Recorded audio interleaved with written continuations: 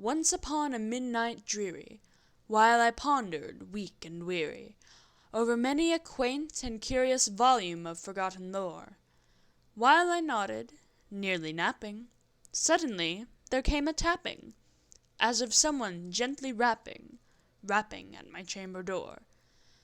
"'Tis some visitor," I muttered, "tapping at my chamber door. Only this, and nothing more." Ah, distinctly I remember, it was in the bleak December, and each separate dying ember wrought its ghost upon the floor. Eagerly I wished the morrow, vainly I had sought to borrow from my books surcease of sorrow, sorrow for the lost Lenore, for the rare and radiant maiden whom the angels named Lenore, nameless here forevermore. And the silken, sad, uncertain rustling of each purple curtain thrilled me, filled me with fantastic terrors never felt before, so that now, to still the beating of my heart, I stood repeating, "'Tis some visitor entreating entrance at my chamber door, some late visitor entreating entrance at my chamber door. This it is, and nothing more."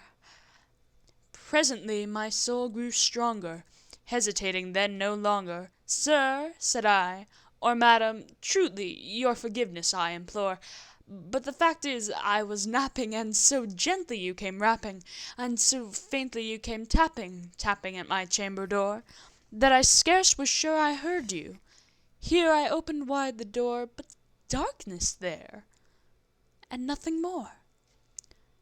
Deep into that darkness peering, long I stood there, wondering, fearing, doubting, dreaming dreams no mortal ever dared to dream before.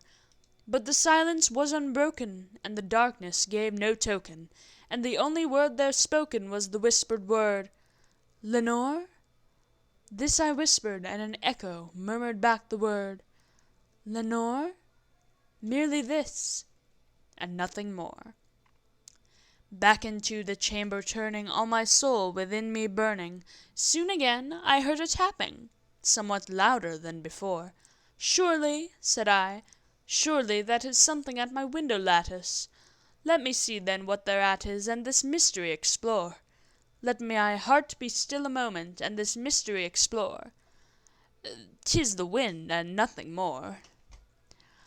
Open here I flung the shutter, when with many a flirt and flutter in there stepped a stately raven of the saintly days of yore. Not the least obeisance made he, not a minute stopped or stayed he, but with mien of lord or lady perched above my chamber door, perched upon a bust of Pallas just above my chamber door, perched and sat, and nothing more. Then this ebony bird beguiling my sad fancy into smiling, by the grave and stern decorum of the countenance it wore, "Though thy crest be shorn and shaven, thou," I said, "art sure no craven, ghastly, grim, and ancient raven, wandering from the nightly shore. Tell me what thy lordly name is on the night's Plutonian shore." Quoth the raven, "Nevermore." But the raven, sitting lonely on the placid bust, spoke only that one word, as if his soul in that one word he did outpour. Nothing further then he uttered, not a feather then he fluttered, till I scarcely more than muttered, "Other friends have flown before. On the morrow he will leave me as my hopes have flown before." Then the bird said, "Nevermore." Startled at the stillness broken by reply so aptly spoken, "Doubtless," said I, "what it utters is its only stock and store, caught from some unhappy master, whom unmerciful disaster followed fast and followed faster, till his songs one burden bore, till the dirges of his hope that melancholy burden bore, of never, nevermore." But the raven still beguiling all my sad soul into smiling, straight I wheeled a cushioned seat in front of bird and bust and door.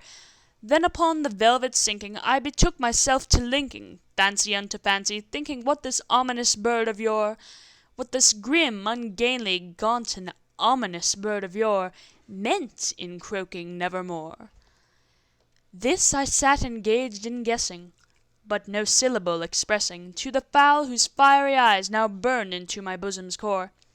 This and more I sat divining, with my head at ease reclining, on the cushion's velvet lining that the lamplight gloated o'er, but whose velvet violet lining, with the lamplight gloating o'er, she shall press, nevermore. Then, methought, the air grew denser, perfumed from an unseen censer, swung by seraphim whose footfalls tinkled on the tufted floor. "Wretch," I cried, "thy God hath lent thee, by these angels he hath sent thee, respite and nepenthe from thy memories of Lenore. Quaff, oh quaff this kind nepenthe, and forget this lost Lenore." Quoth the raven, "Nevermore." "Prophet," said I, "thing of evil, prophet still if bird or devil, whether tempter sent or whether tempest tossed thee here ashore, desolate yet all undaunted, on this desert land enchanted, on this home by horror haunted, tell me truly, I implore, is there balm in Gilead? Tell me, I implore." Quoth the raven, "Nevermore." "Prophet," said I, "thing of evil, prophet still if bird or devil, by the heaven that bends above us, by that God we both adore, tell this soul with sorrow laden, if within the distant Aidenn it shall clasp a sainted maiden, whom the angels named Lenore, clasp a rare and radiant maiden, whom the angels named Lenore." Quoth the raven, "Nevermore." "Be that word our sign of parting, bird or fiend," I shrieked upstarting. "Get thee back into the tempest and the night's Plutonian shore. Leave no black plume as a token of that lie thy soul hath spoken. Leave my loneliness unbroken. Quit the bust above my door. Take thy beak from out my heart, and take thy form from off my door." Quoth the raven, "Nevermore." And the raven, never flitting, still is sitting,